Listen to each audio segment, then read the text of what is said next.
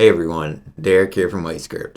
In this one, let's see how we can create a simple API for our SQL database in just a few minutes. Let's get started.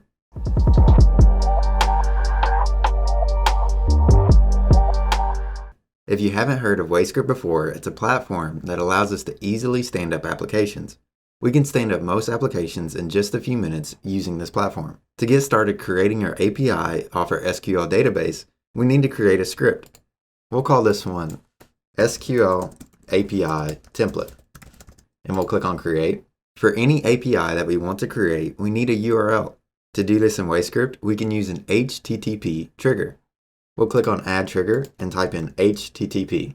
This gives us a URL that we can send our request to. In this example, since we're using an SQL database, we also want to be able to query certain things within that database using a parameter.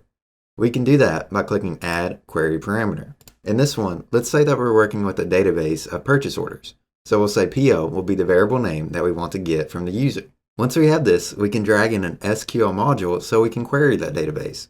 We'll click off of our HTTP trigger, go to packages, and type in SQL.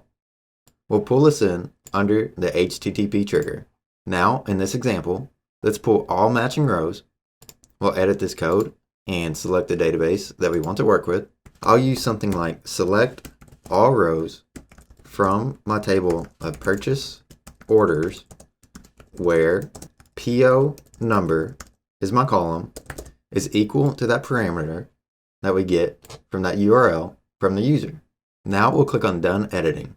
To get a value for PO, let's go and activate our HTTP trigger. We'll copy this link. We won't get a response because we're not returning anything to that HTTP trigger yet, but we'll pass in a PO number. That way we can use it within our script. So once we go to that URL again and pass in a parameter, back on WayScript, we should have a new value, PO string of 1,000. Let's go back to SQL, and we see that we get information back from our database.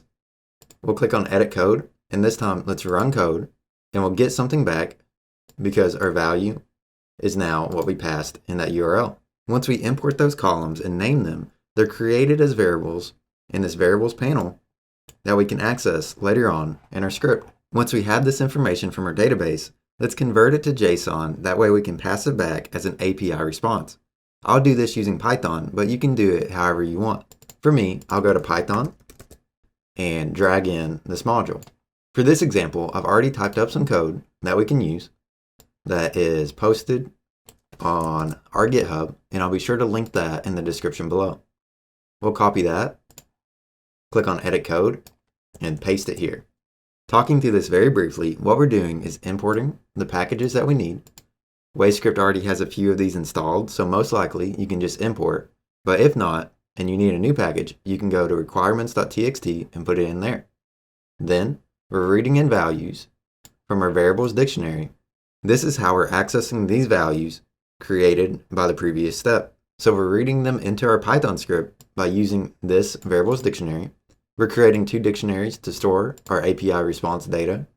We're creating that data here and here, and then we're returning it as JSON back to WayScript with this line. Once this runs successfully, we see that we've created this return data in JSON format that we can pass back using that API.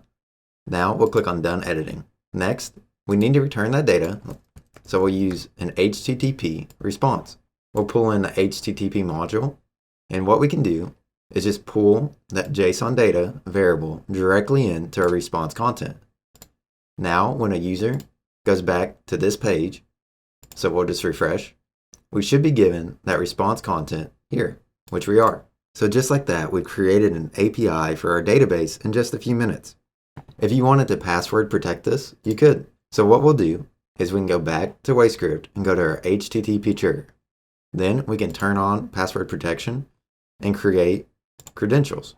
Let's create a simple credential of user1, and then we'll just use pass. WayScript uses the basic auth header, and we can just pass this information as a string in that header to get our information back.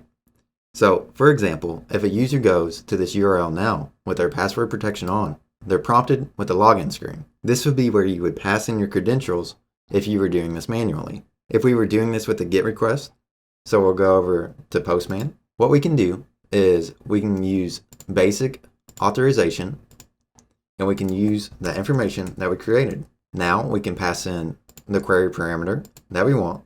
So we said PO, and let's give it a value of 1003. And then we'll send this GET request to that URL. So we'll take this and copy it and paste it into Postman.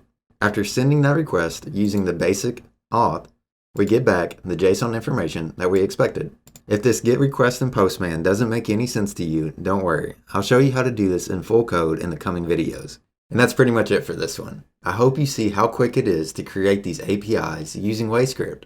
If you have any questions or comments, as always, please let us know and we'll get back to you. Until next time.